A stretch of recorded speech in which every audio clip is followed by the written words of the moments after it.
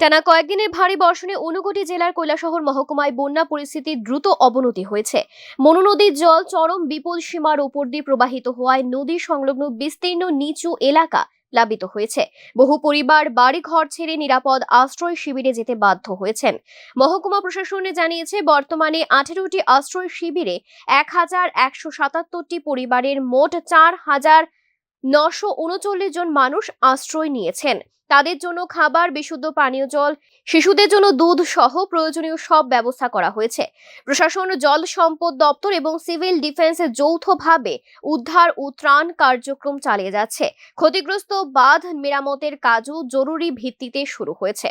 বন্যা পরিস্থিতি খতিয়ে দেখতে বিভিন্ন ক্ষতিগ্রস্ত এলাকা পরিদর্শন করেছেন মহকুমা শাসক শান্তিময় দেববর্মা।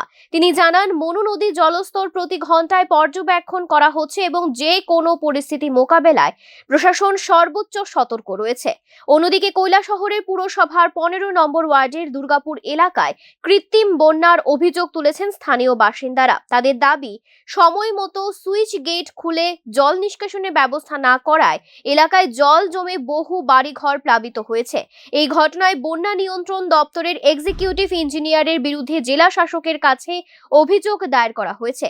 এছাড়া গৌরনগর এলাকায় নদী বাঁধ সংস্কারে দুর্নীতি অভিযোগ তুলেছে কংগ্রেস।